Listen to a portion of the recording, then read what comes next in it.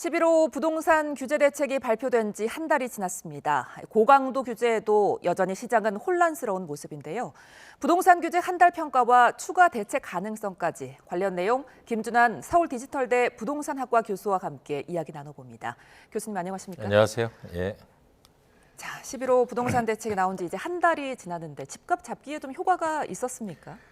이제 부동산 관련 기사들을 보면 거래량이 뭐 90% 급감했다, 뭐 시장이 꽁꽁 얼어붙었다 이런 얘기가 나오고 또 실제로 이제 중개업소나 이런 젊은 층의 신혼부부 뭐 이렇게 집을 구하는 분들의 어떤 여러 가지 불만의 목소리를 들어보니까 이제 급한 불은 어느 정도 껐다라는 생각이 들어요. 이제 단지 이제 이게 어디까지 갈 것이고 이게 효과를 얼마나 유지할 수 있을지. 그리고 이제 이것을 단지 이렇게 강력한 규제만으로 시장을 이렇게 이끌어가기는 좀 어려운 부분들이 있어서 이것을 또 어느 시기에 적절한 방법으로 또 바꿔나가면서 풀어나갈 것인지가 가장 문제인데 제가 보기에는 최소한 내년 초반까지는 아마 시장 분위기가 뭐 이렇게 좀 가지 않을까 이렇게 생각을 합니다. 자, 급한 불은 껐다라고 평가를 해주셨는데 어쨌든 3분기 지금 전국 부동산 거래량 그리고 거래 금액이 동반 하락했다고 하는데 그럼에도 불구하고 지금 강남 3구와 용산 같은 고가 지역의 매수는 강해졌다고 하더라고요.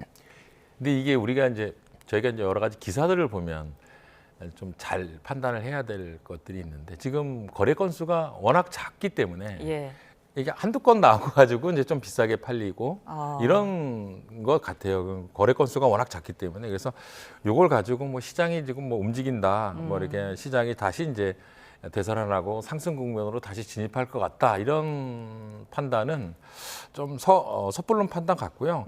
좀 더 이제 지켜봐야 될 거라고 생각을 하고요. 근본적으로 저는 개인적으로 강남 3구, 용산구 같은 초고가 지역은 우리가 정부가 지금 실행하고 있는 이런 일반적인 규제 방법 갖고는 사실 주택가격 안정화, 주택시장 안정을 기하기는 상당히 어려운 부분들이 있어요. 일반 시장과 강남 3구, 용산 지역 등 초고가 주거 지역은 어떻게 보면은 그들만의 특별한 특성이 있고 또 이 굉장히 또 뭐 우리가 기사에서 말하는 현금 부자라는 얘기를 많이 쓰는데 굉장히 초고소득층이기 때문에 대출에 크게 구애를 받지 않는 수요층이거든요. 그리고 또 이제 얼마든지 자녀들에게 상속 증여나 차용이라든가 이런 식으로 해서 언제든 마음만 먹으면 주택을 구입할 수 있는 이런 수요층이란 말이죠. 그래서 이제 이것을 일반적인 뭐 서울 전체 경기도 이렇게 다 같이 하는 게 아니라 제가 보기에는 이제는 정부에서 강남 3구와 용산구는 좀 다른 이런 정책 방향으로 좀 차별화시켜서 나갈 필요가 있는데 그 중에 저는 사실 대안 하나가 뒤에서 시간이 되면 말씀드리겠지만 일단은 초고가 지역에 있어서 보유세는 좀 강화를 하는 대신에 그 대신 이제 자유롭게 사고 팔 수 있게 양도 차익에 대한 부분을 어느 정도 인정을 해준다면 사실 이 강남 3구나 용산구 등 이런 초고가 지역에 신규 주택을 공급하는 거는 거의 불가능하거든요. 재건축 외에는. 그렇다면 우리가 신규 주택을 공급하는데 한계가 있다면 기존의 재고 주택을 자유롭게 좀 사고 팔 수 있게 예를 들어서 가격이 많이 올랐다 치더라도 어느 정도는 세금으로 내지만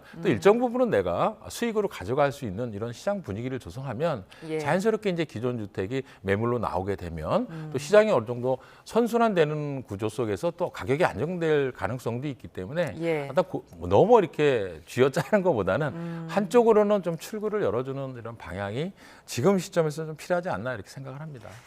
고가 지역에 대한 어떤 핀셋 규제 방안까지 짚어주셨는데 그런데 지금 이쪽과는 좀 상반되게 노원이나 도봉 지역 같은 강북 지역은 거래도 실종되고 또 그에 따라서 집값도 좀 내린 분위기예요. 이렇게 되면은 양극화가 좀 심해지는 거 아닙니까? 이게 지금 이 지역 지금 말씀하신 이 지역들은 다소 좀 억울한 면이 있어요. 억울하다. 왜냐하면 집값이 크게 오르지 않았거든요, 사실. 그동안에. 그동안 이게 뭐 강남이라든가 뭐 이런 데가 오른 거에 비하면 많이 오르지도 않았어요. 근데 이제 이게 정부에서 왜 이렇게 성급하게 서울시 전역과 경기도 일부 지역까지 토지거래 허가 구역으로 묶었냐면은 이게 이제 기존에 이제 강남 3구 묶고 그 다음에 이제 마포 뭐 이렇게 묶고 이렇게 하다 보니까 계속 이게 풍선 효과처럼 주변 지역으로 확대되는 그러니까 결국은 주변 지역까지 한 번에 다 같이 올려놓는 이런 결과를 낳기 때문에 예. 이번에는 사실 그런 부분이 이번 정부에서는 좀 경험치로 좀 두려웠던 것 같아요. 그래서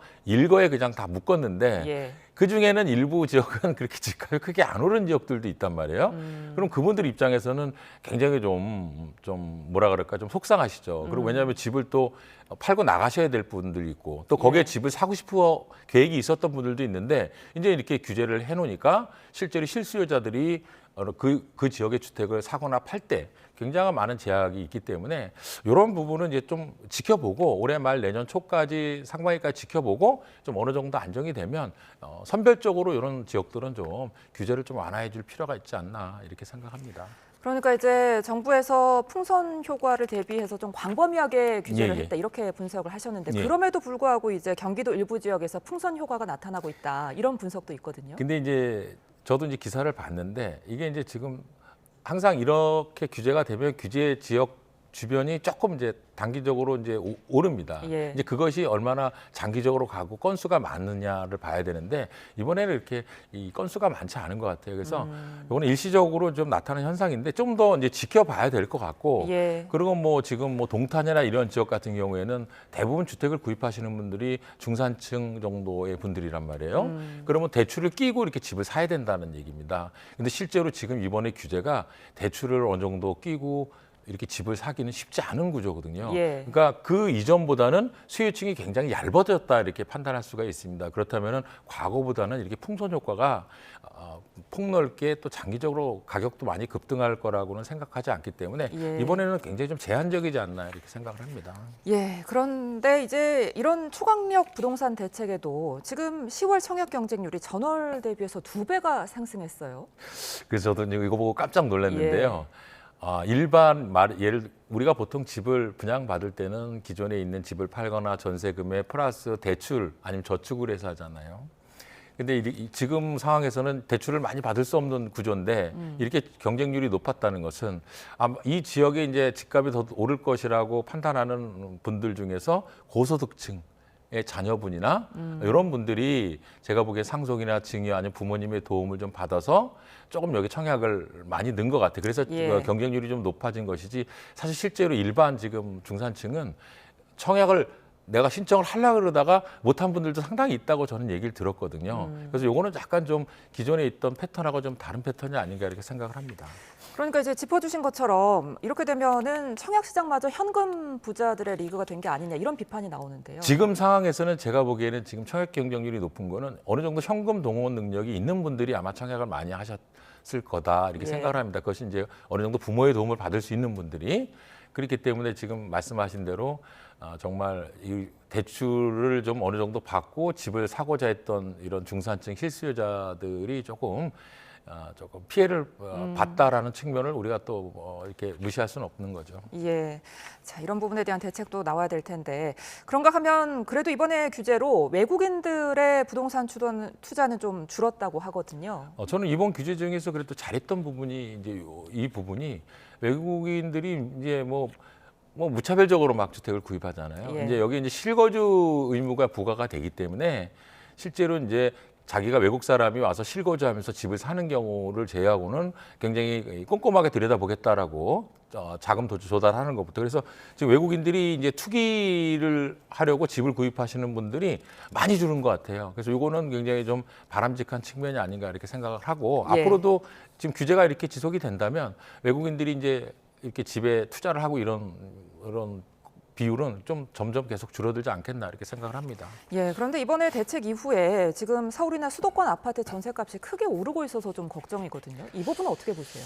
그래서 저도 이제 사실 전세 부분은 정말 우리 서민들이잖아요. 예. 그래서 이 부분이 좀 걱정이 돼요. 이걸 두 가지로 볼 수가 있는데 하나는 이제 전체적으로 이제 전세 물량이 좀 줄었다는 거고 또 하나는 이제 이게 이제 주택을 매입을 하고자 하고 생각했던 분들이 지금 뭐 대출 규제다 뭐다 규제가 여러 가지로 있으니까 이제 구입을 미루면서 그냥 전세로 그냥 계속 눌러 앉는 이런 수도 늘어났다는 거죠. 예. 공급은 줄어들고 수요는 지금 늘어나는 구조이기 때문에 이것은 이제 정부가 좀 다시 한번 꼼꼼히 들어봐야 될 부분인 것 같고요.